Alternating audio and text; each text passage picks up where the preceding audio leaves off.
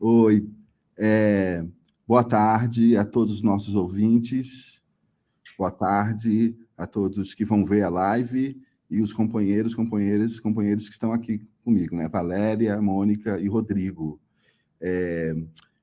O Comitê Zero, ele tem um sentido que tem a ver com a força do coletivo, da gente reconectar isso que foi dissipado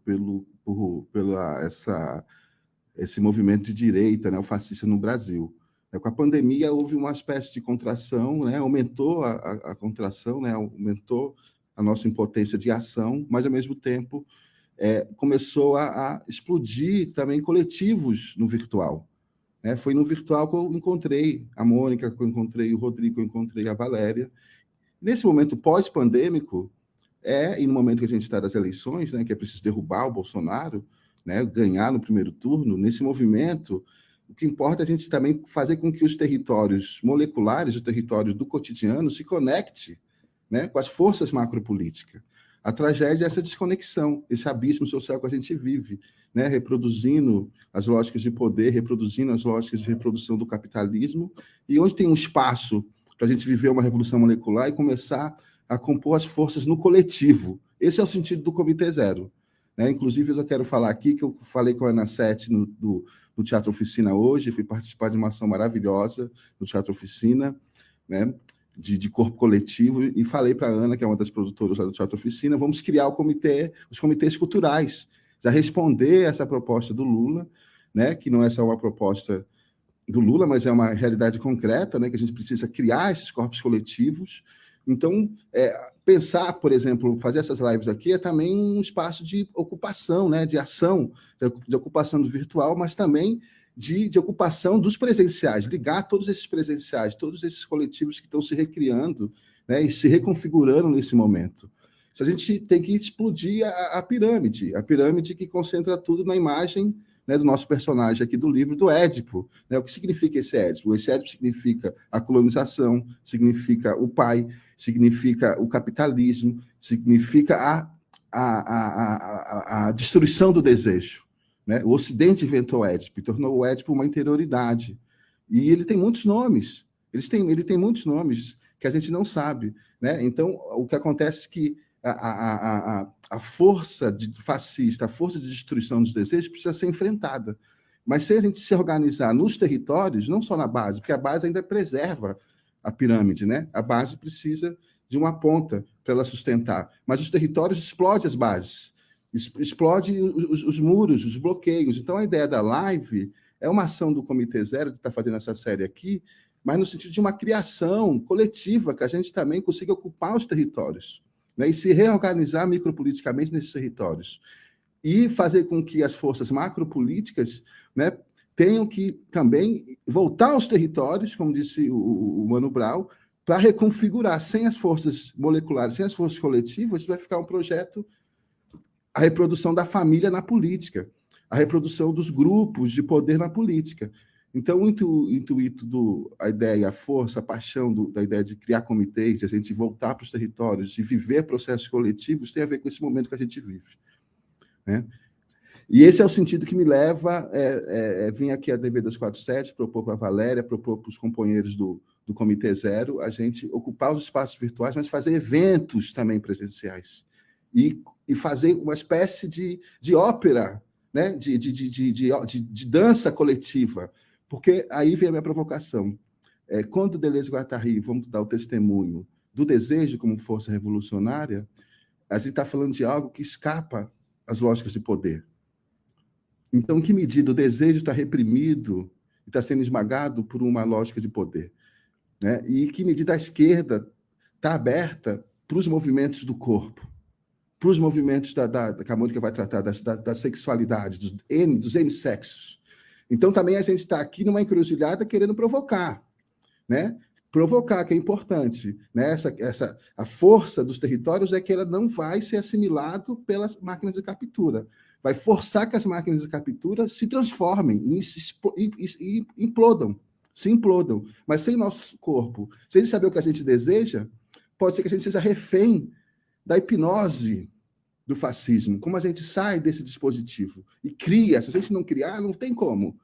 Então, é a força da paixão. né? E o Antiédipo vai falar, inclusive, dos loucos, dos esquisos. O Guattari lembra, não é para romantizar os loucos, né? Se o Capital tem como, o Deiron vai poder trazer isso, o operário como personagem principal, o Antiédipo tem um esquizo como personagem principal, né? E esse personagem esquizo não é o esquizo que o capitalismo produziu, o esquizo clínico, é o esquizo da potência revolucionária, que não pode ser romantizado, que é o desejo.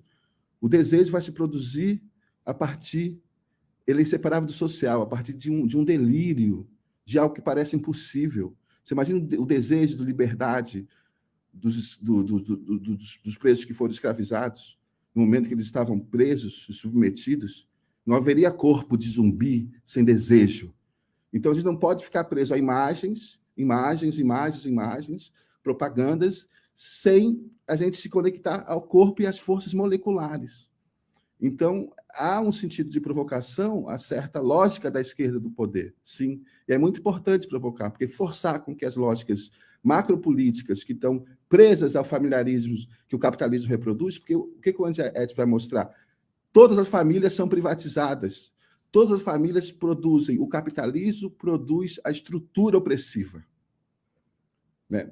E sem a gente romper, se a gente se conectar através de uma rede de afetos e de coletividade, nós vamos ser refém das imagens, das propagandas, e a gente vai se desiludir de novo, vai falar, olha, não era o que eu via, né? Porque a gente tem visto que tudo que a gente imaginava nessa corrente imaginária, de que as imagens parecem que vai ter um final feliz, aconteceu o contrário. Então, para reverter esse ciclo vicioso, é preciso trazer o corpo e escutar todo mundo.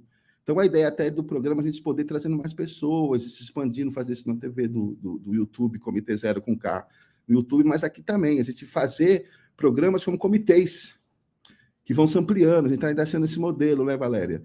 Né? E a gente escutar todo mundo. Então, o Comitê Zero está propondo uma pluriversidade livre, para propor a criação de comitês culturais, isso que a gente vai tentar fundar aqui no centro. Vocês do Brasil todo precisam criar esses comitês, a gente tem que criar na universidade, criar aí onde você mora, Mônica, a gente se unir, multiplicar, porque só assim a gente vai ter uma organicidade micropolítica capaz de dialogar e ampliar a nossa democracia, né?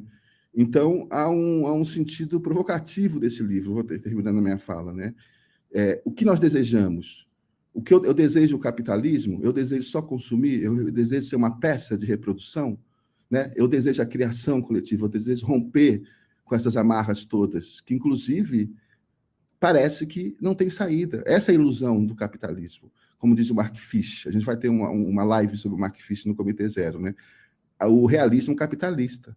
Essa é o maquinismo, para além da ideologia, porque não é ideologia, é maquinismo, né? É ritmo de corpo. É tipo assim, você vira uma peça respondendo aos impulsos que o capitalismo cognitivo quer fazer com que a gente responda. Né? Uma dança necropolítica de morte. E todo mundo começa a responder, todo mundo começa a se matar, todo mundo começa a guerrear. Né? A gente tem que arrebentar esse dispositivo. Então, inclusive, essa ilusão do capitalismo. Então, a gente tem que conectar também os movimentos de esquerda à ruptura com o capital, como diz o movimento preto. Enquanto houver capitalismo, vai haver racismo. Né? Então, há uma grande fenda, uma grande ruptura que esse livro propõe, não só esse livro, porque esse livro é uma expressão de coletividade, é o rebento da explosão daquilo que tudo poderia ser possível depois da Revolução de 68, não foi possível, porque foi rapidamente capturado pelas luvas do poder. Né? Então, tudo aquilo que serviu como revolução, inclusive a revolução sexual, se transformou no quê? Num novo objeto de fetiche do capitalismo. Então, é muito perverso a velocidade da captura. Então, à medida que a gente vai produzindo a ruptura, o capitalismo vai pegando essa ira, esse ódio contra ele mesmo e amplificando o seu território. Ele vai se transformando, se reformando e capturando as forças de ruptura e fazendo como se fosse o luxo da classe média. Quem tem acesso, né, ao livro é só a classe média. Quem tem acesso à filosofia é só quem pode pagar. Quem tem acesso à psicanálise é só quem tem dinheiro. Né? Quanto que está as sessões de psicanálise? Pessoas que foram R$900, R$1.000, R$2.000. Pessoas que ficam militando, falando que militam por Guattari ainda. Então, é um absurdo que a gente vive. Então, há uma provocação, inclusive, contra a nossa classe, contra o nosso privilégio. Eu acho que esse livro, é como o Zé Celso falou, ele arrebenta a cabeça no meio, entendeu? Do Ocidente no meio, assim, ó.